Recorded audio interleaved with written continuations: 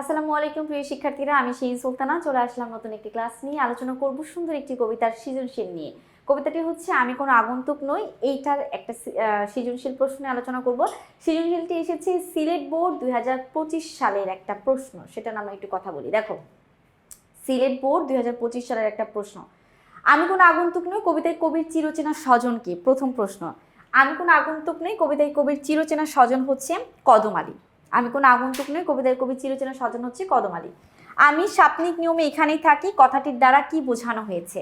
কবি তার জন্মভূমিকে প্রচণ্ড পরিমাণে ভালোবাসেন, এত বেশি ভালোবাসেন যে যার কারণে তিনি বলেছেন তিনি শাব্দিক নিয়মে বা স্বপ্নের মাধ্যমে এখানেই থাকেন। অর্থাৎ প্রচলিত নিয়মে স্বপ্নের মধ্যে তিনি এখানেই থাকেন, এখানে বাদে তিনি অন্য কোথাও থাকেন না। তিনি কাল্পনিক জগতে এখানে থাকেন, এছাড়া তিনি বাস্তবেও তিনি জন্মভূমিতেই থাকেন। এই জন্য তিনি আলোকপাত করেছেন যে স্বপ্নিক নিয়মে এখানেই থাকেন। আমি কোনো আগন্তুক নই কবিতা এখানে হচ্ছে কবির চিরচেনা স্বজন হচ্ছে কি কদম আলী, তো বলে ফেলাম। খ নাম্বার দেখো, আমি স্বপ্নিক নিয়মে এখানেই থাকি কথাটির মাধ্যমে কবি নিজের অস্তিত্বের সাথে জন্মভূমির এক অবিচ্ছেদ্য ও নিবিড় আত্মিক সম্পর্কের কথা বুঝিয়েছেন। অবিচ্ছেদ্য মানে হচ্ছে যেটা ছেদ করা যায় না বা যেটা ছেঁড়া যায় না, সেটা হচ্ছে অবিচ্ছেদ্য।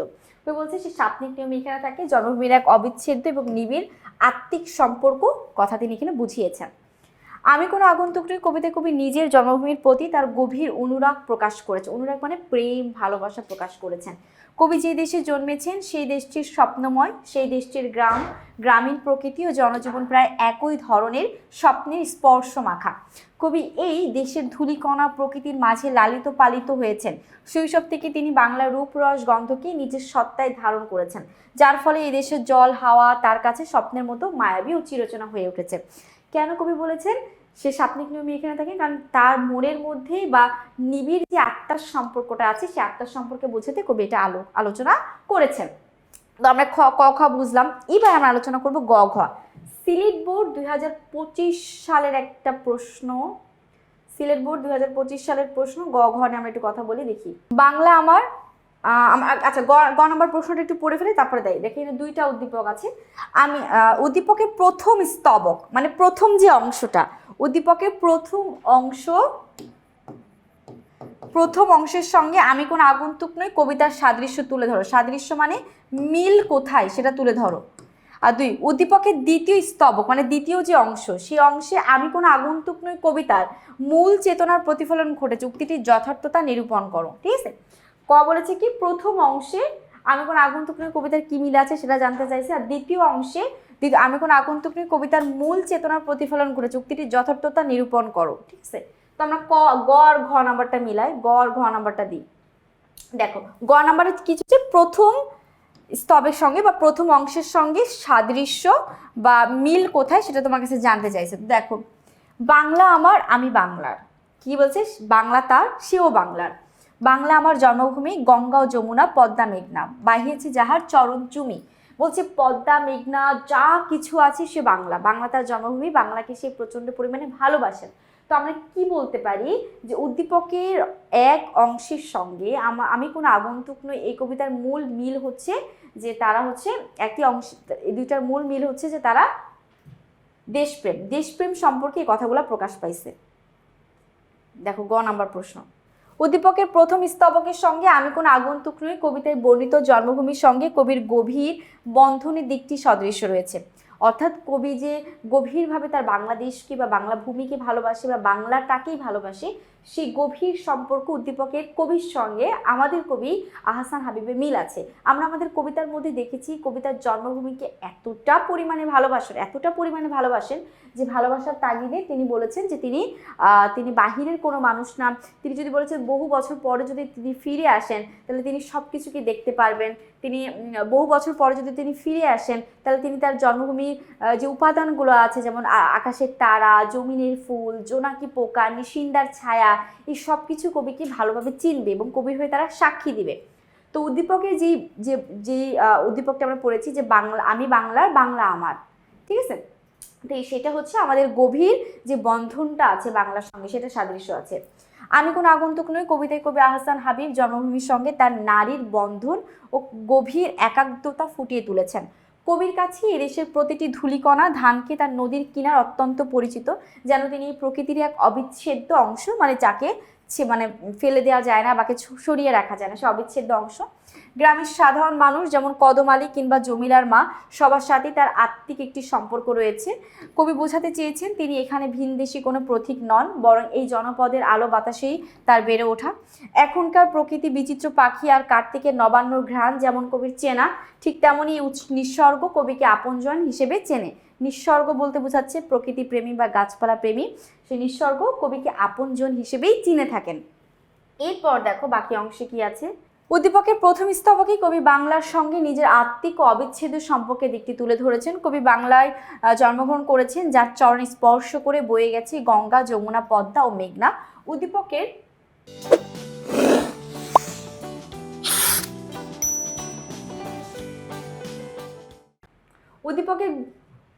উদ্দীপকের বিষয়টি আমি কোনো আগন্তুক নই কবিতার জন্মভূমির প্রতি গভীর অনুরাগীর সঙ্গে সাদৃশ্যপূর্ণ।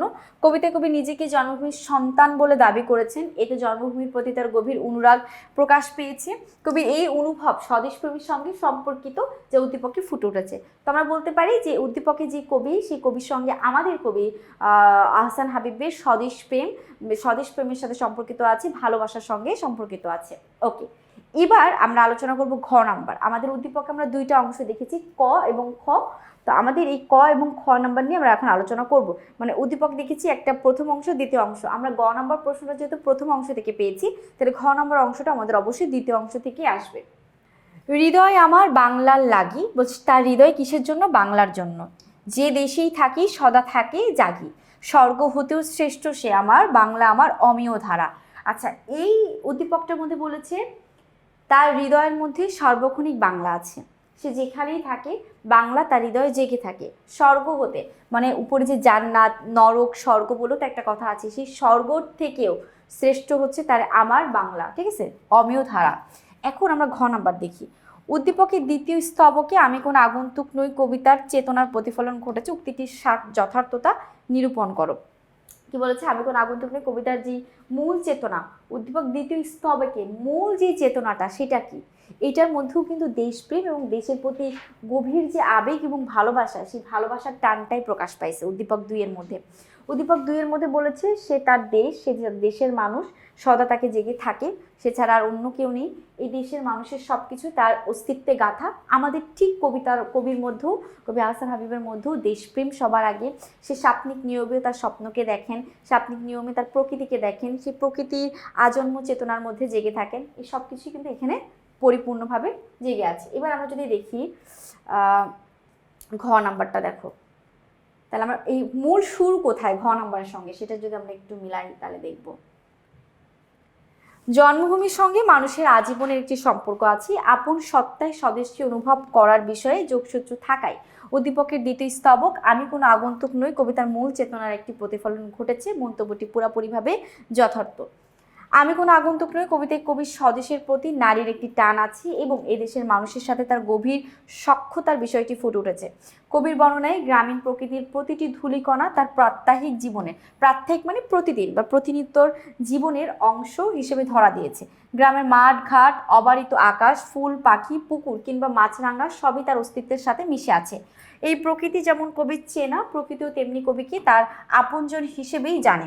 আসলে মানুষ তার জন্মভূমির কোলে শিকড় গেড়ে অবস্থান করে এবং সেই সম্পর্কের মাধ্যমেই সে নিজের দেশকে একান্ত আপন করে পাওয়ার সার্থকতা খুঁজে পায়, তাই না? নিজের দেশকে সে আপনভাবে টানে, আপনভাবে সে খুঁজে পাওয়ার টান রাখে, যেটা আমরা কবি আমি কোনো আগন্তুক নই কবিতার মধ্যে দেখেছি যে কবির তার অস্তিত্ব মাটির সঙ্গে মিশে আছে, জন্মভূমির সাথে মিশে আছে, তার শরীরের গন্ধ মাটিতে আছে। এছাড়া হচ্ছে তার যে লাঙল এবং কৃষকরা কাজ করে, কৃষকের হাত পা লাঙল সব কিছুই তার হচ্ছে হাতের স্পর্শে লেগে আছে, সেগুলো সে ভালো করে জানে। এই কৃষক এবং রাখাল ছেলেদের যে কথা কবি এখানে বলেছেন, সেই কথাটার মধ্যে একটা জিনিস আমরা প্রকাশ পাই যে কবিতার যারা কৃষক বা যারা হচ্ছে রাখাল, তারা কিভাবে জীবিকা নির্বাহ করে চলে বা কিভাবে জীবন টানিয়ে চলে, সেটার একটা দিক নির্দেশনা এখানে ফুটে উঠেছে। এবার দেখো আমরা বাকি অংশটুকু পড়ি। উদ্দীপকে কি আছে? উদ্দীপকের দ্বিতীয় স্তবকে কবিতার প্রিয় জন্মভূমি বাংলার প্রতি গভীর আকুলতা ও টান প্রকাশ করেছেন। তিনি যেখানে অবস্থান করুক না কেন মন প্রাণ জুড়ে থাকে স্বদেশের স্মৃতি অনুভব। কবির কাছে জন্মভূমি স্বর্গের চেয়ে অধিক প্রিয়, মর্যাদা সম্পন্ন। এই অনুভূতির প্রতিফলন আমি কোনো আগন্তুক নই কবিতার কবির মধ্যে সুস্পষ্টভাবে লক্ষ্য করা যায়।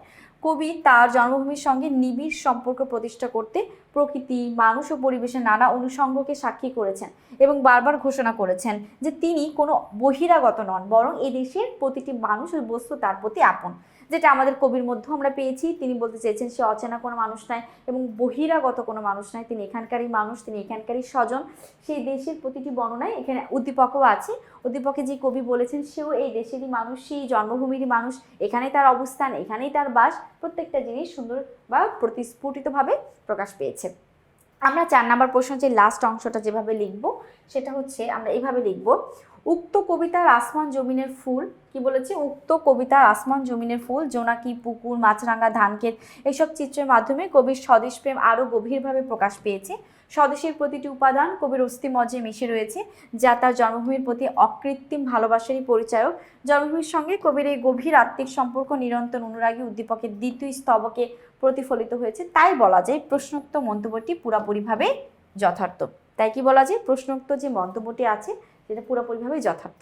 তো আমরা সিলেট বোর্ড 2025 সালে আসা এই সৃজনশীল প্রশ্নটা নিয়ে আলোচনা করলাম, যেখানে কবি, উদ্দীপকের কবি এবং আমাদের কবির দুইটারই মূল ভাব হচ্ছে তারা তার জন্মভূমিকে অসম্ভব ভালোবাসেন। অসম্ভব ভালোবাসা থেকে প্রকৃতির যে উপাদানগুলো আছে, প্রকৃতির যে বর্ণনাগুলো আছে বা প্রকৃতির সকল জিনিস তাদের অস্তিত্বে গাঁথা, মনের মধ্যে গাঁথা এবং তাদের মধ্যে একটা আত্মিক সম্পর্ক আছে। তো আশা করছি সিলেট বোর্ডে যে সকল শিক্ষার্থী আছো তারা এই ধরনের সৃজনশীল প্রশ্ন আসলে খুব সুন্দর করে লিখতে পারবে। আজকে এই পর্যন্তই। পরবর্তী ক্লাস নিয়ে খুব দ্রুতই হাজির হব। সে পর্যন্ত ভালো থেকো, সুস্থ থেকো। আল্লাহ হাফিজ। আসসালামু আলাইকুম।